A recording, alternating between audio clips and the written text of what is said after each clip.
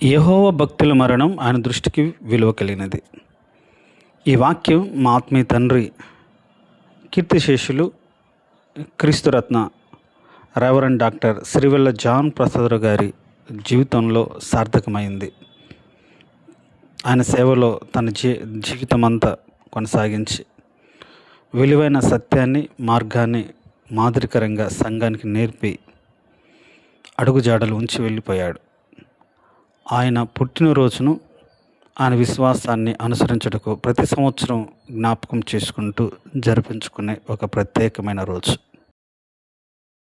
ప్రభువైన యేసుక్రీస్తును సొంత రక్షకుడిగా అంగీకరించిన వారు ఖచ్చితంగా పాపాలు ఒప్పుకొని కన్నీటి ప్రార్థన చేయాలి. అలా సిద్ధపరిచే ఒకరోజే ఈ కన్నీటి ఉపవాస ప్రార్థన. ప్రభువైన యేసుక్రీస్తును సొంత రక్షకుడు అంగీకరించిన వారు పాపాన్ని ఒప్పుకున్న తర్వాత తమ జీవితమంతా క్రీస్తు కొరకు బ్రతుకుతామనే ఒక సిద్ధపాటు తీర్మానం తీసుకోవాలి. అలా శ్రేష్టమైన తీర్మానంలోకి నడిపించేదే సిద్ధపాటు తీర్మాన కూడిక.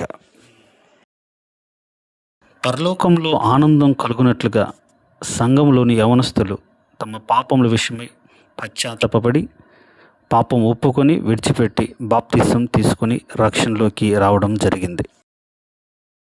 సర్వమానవాళి కోసం ప్రభువైన యేసుక్రీస్తు తన రక్తమును విమోచన క్రయధనముగా చిందించి పాపము నుంచి సర్వమానవాళిని విడిపించినటువంటి శ్రేష్టమైనటువంటి శుభ శుక్రవారం. పునరుద్ధానమును జీవమును నేనని చెప్పి మరణం యొక్క బలం గలవానిని తన మరణం ద్వారా జయించి చావుని చంపి పునరుద్ధానుడైనటువంటి ప్రభువైన యేసుక్రీస్తును సంతోషంగా ఆయన సన్నిధిలో ఆనందించాం. ప్రభు సాక్షిగా నిలిచి ఆధారాలు దొరకకుండా చంపబడిన పాస్టర్ ప్రవీణ్ పగడాల గారి మృతికి న్యాయం జరగాలని కంబం పట్టణ క్రైస్తవులతో కలిసి శాంతియుత ర్యాలీ, పరిశుద్ధాత్మాభిషేకము పొంది సత్య మార్గంలో నిలిచి క్రీస్తు సాక్షులుగా బ్రతికి శ్రేష్టమైన ఆశీర్వాదం పొందుటకై 3 రోజులు దేవుని సన్నిధిలో ఉపవాసం ఉండి కన్నీటి ప్రార్థన చేశాం. ప్రభువైన యేసుక్రీస్తు కొరకు ఒక నూతన తరాన్ని సిద్ధపరచుటకై యవనస్తులు క్రీస్తు సేవలో నిలబడి సత్యాన్ని గ్రహించుటకై బైబిల్ ట్రైనింగ్ 4 రోజులు సమ్మర్ వెకేషన్లో ఇవ్వడం జరిగింది.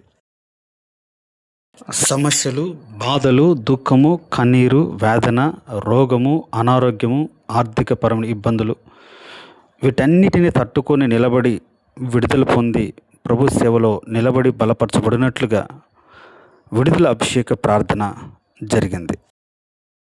యోధా వారికి ఉపవాస ప్రార్థనలు మనోహరమైన పండుగలగును అని బైబిల్లో రాయబడినట్లుగా ఈ సంవత్సరం మే నెలలో, జూలై నెలలో, 10వ నెలైన అక్టోబర్లో దేవుని నా మహిమార్థమై ఉపవాస ప్రార్థనలు సంఘక్షేమం కొరకు జరిపించడం జరిగింది.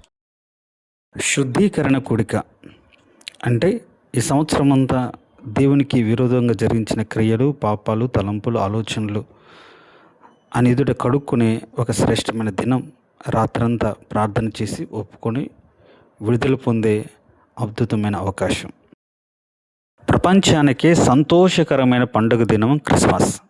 ఆ పండుగను డిసెంబర్ 25కు ముందుగానే అందరం ఆనందంగా జరుపుకోవడం జరిగింది. నూతన సంవత్సరంలో నూతన కృపను, నూతన బలమును, నూతన శక్తిని పొందుకున్నట్టుకే సరైనటువంటి సిద్ధపాటు కలిగి సిద్ధపడే శ్రేష్టమైనటువంటి దినం. వాగ్దాన సందేశ కూడిక డిసెంబర్ 31 రాత్రి దేవుని సన్నిధిలో కనిపెట్టి నూతన సంవత్సరం కొరకై ఆయన ఇచ్చే వాగ్దానాన్ని తీసుకొని సంతోషంగా నూతన బలంతో నూతన సంవత్సరంలోకి ప్రవేశింపబడుట. సంవత్సరంలో మొదటి నెల మొదటి దినమున సమాజంగా కూడుకొనవలను అనే వాక్యాన్ని ఆధారం చేసుకొని నూతన సంవత్సరం మొట్టమొదటి రోజు దేవుని సన్నిధిలో గడిపి దేవుని యొక్క బలమును, దేవుని కృపను పొందుకుని సంవత్సరం అంతా క్షేమం పొందడానికి దేవుని సన్నిధిలో కూడుకునే శ్రేష్టమైన రోజు.